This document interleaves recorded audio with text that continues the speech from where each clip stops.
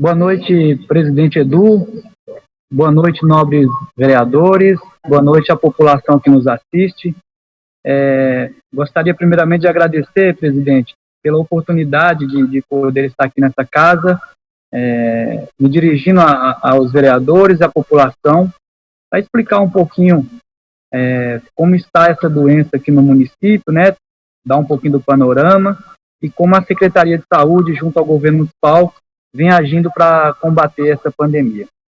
Então, um breve resumo, hoje, dia 27 de abril, há mais ou menos 2 meses atrás, no dia 25 de fevereiro, noticiou-se o primeiro caso suspeito de Covid aqui no município.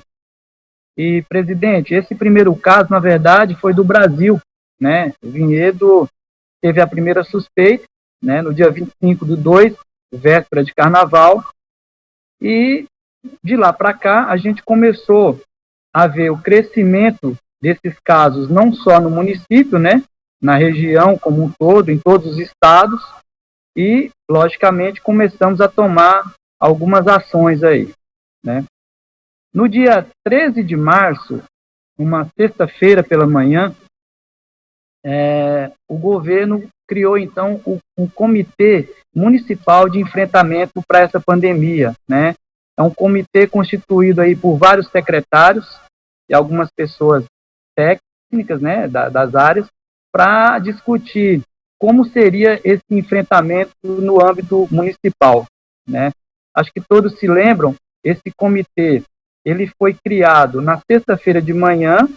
Nós já divulgamos ali algumas medidas, né, que foram anunciadas no início da semana, que foi uma das mais relevantes, né, a suspensão das aulas, né, na rede de ensino, a suspensão de todos os procedimentos eletivos relacionados à saúde, consultas, exames, cirurgias, né, a suspensão de todas as atividades relacionadas à Secretaria de Esporte, aquelas atividades onde as pessoas idosas, na sua maioria, participam, né, do Grupo Bem Viver, as ações da cultura. Então, nós procuramos trabalhar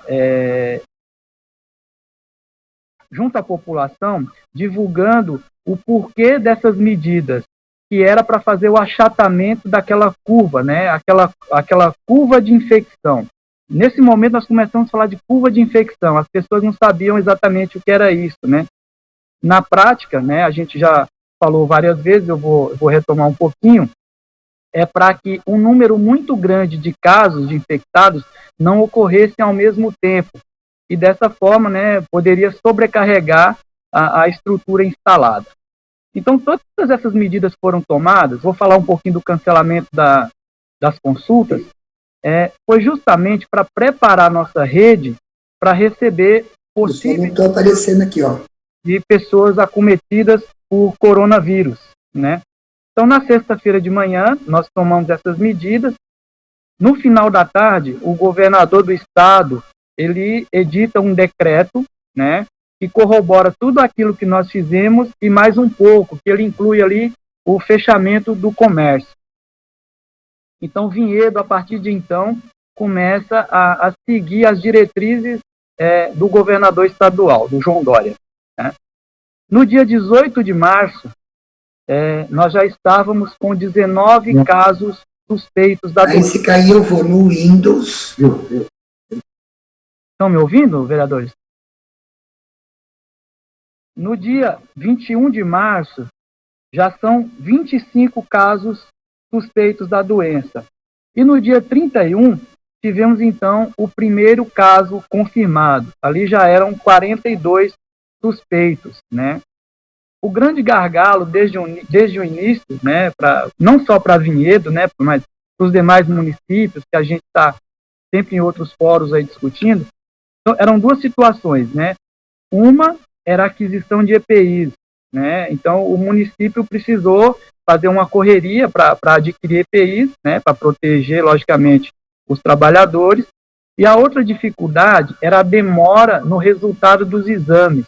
Nós tínhamos, então, 42 suspeitos, todos eles fizeram a coleta do exame, o PCR, né, que é aquele exame que o Estado vinha oferecendo, porém o resultado, que era para chegar em uma semana, 5, 6, 7 dias, começou a ficar para 20 e às vezes até 30 dias, né?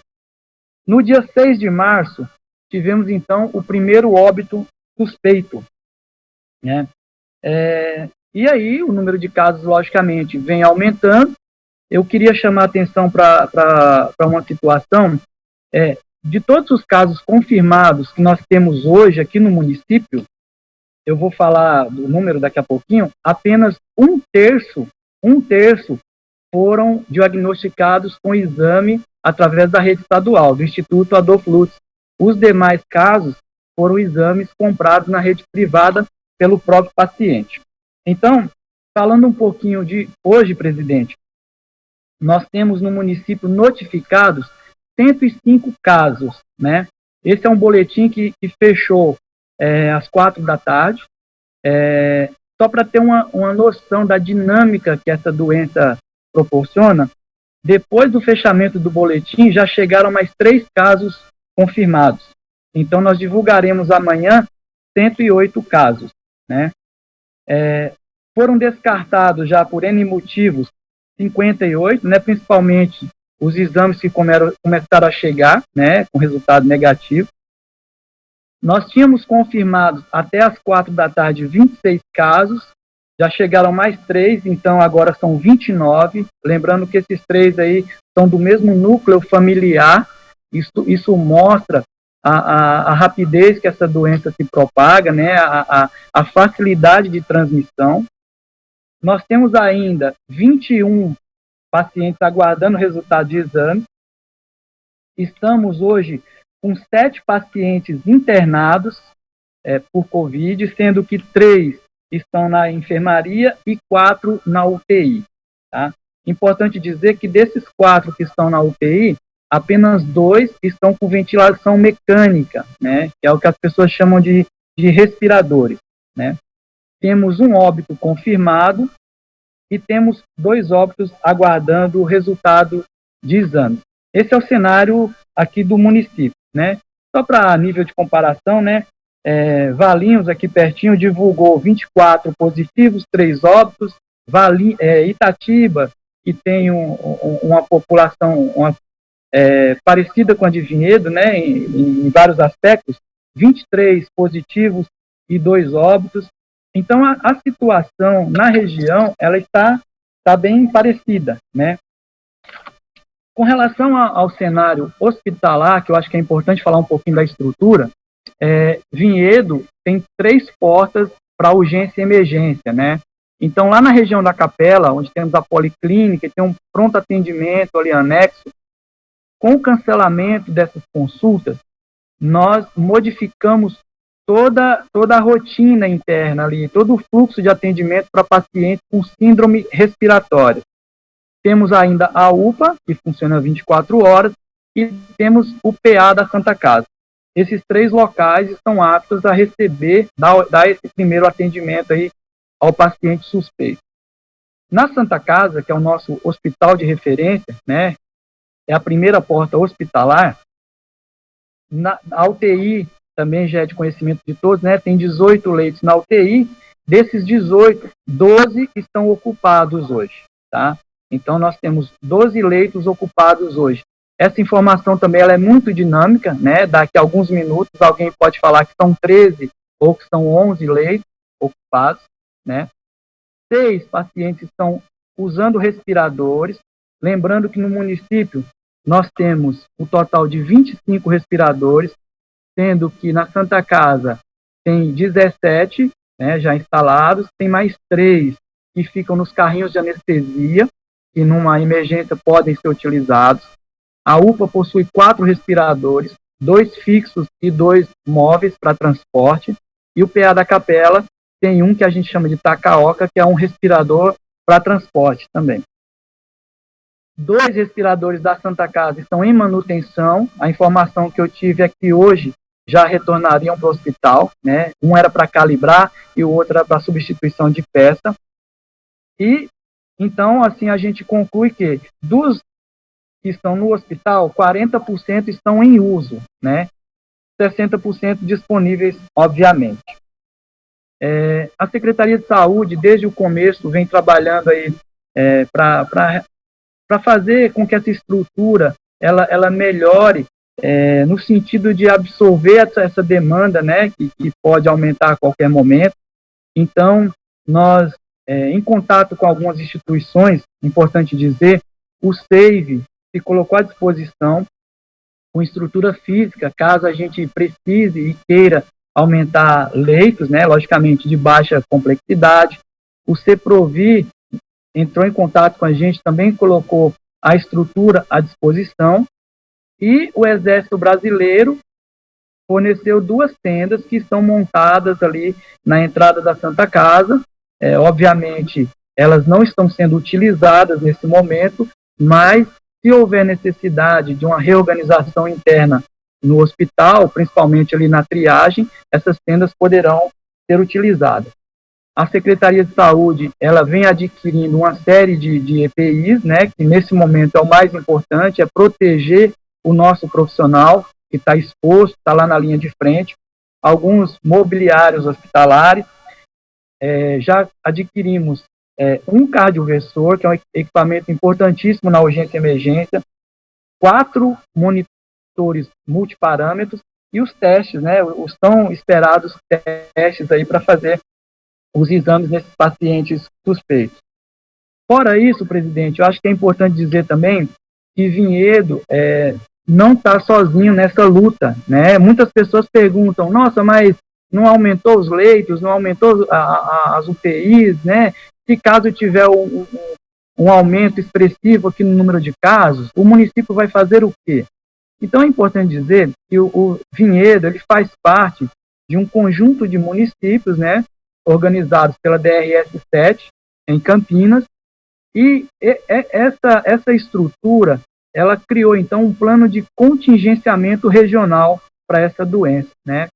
Foi feito então um estudo de toda a capacidade de atendimento na região, e nesse estudo levou-se em consideração, logicamente, dados técnicos, dados científicos, e chegou à conclusão que a região precisaria de um número X de leitos para atender a possível demanda de pacientes COVID, né? Então, Vinhedo, ela não recebeu leitos da rede estadual, porém, nós somos referenciados para a Unicamp.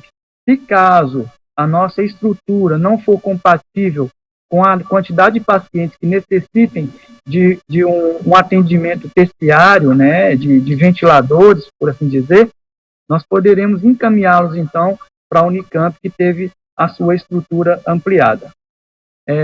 Presidente, esse é o cenário atual aqui do município, né? A gente continua trabalhando muito, né, principalmente nos bastidores. Vale ressaltar que fora toda essa suspensão de exames, de consultas, nós também capacitamos muitos profissionais, né, até porque é uma doença nova, né, ela pegou todo mundo de surpresa, então foi necessário capacitar os profissionais, adequamos os fluxos, adquirimos EPIs, fizemos a desinfecção de praças públicas, de alguns prédios também passaram por essa desinfecção, e toda a estrutura da saúde, ela está praticamente hoje alocada para atendimento de Covid, tá? Inclusive, alguns médicos da rede que deixaram de atender os pacientes no consultório estão lá na secretaria atendendo no telefone. Então, nós criamos um serviço que foi denominado Alô Saúde, e nós temos profissionais médicos e técnicos de outras áreas que atendem a população, tiram dúvidas, enfim. Tudo faz parte dessa nova estrutura para melhorar esse atendimento. Presidente, basicamente é isso, e eu me coloco à inteira disposição aqui. Flávio, obrigado por enquanto pela sua explanação, e daqui a pouco o senhor será sabatinado, e também eu preciso passar a informação à população que estão participando dessa reunião a vereadora Ana Genesini, o vereador Carlos Florentino, vereador Edson PC, vereador Marcos Ferraz, vereador Nil Ramos, vereador Paulinho Palmeira, vereador Rodrigo Paixão, vereador Rubens Nunes, vereador Rui Macaxeira e vereador Sandro Rebeca, os quais daqui a pouco vão sabatiná-lo e perguntar e tirar todas as dúvidas para que a população possa ter um pouco de mais tranquilidade.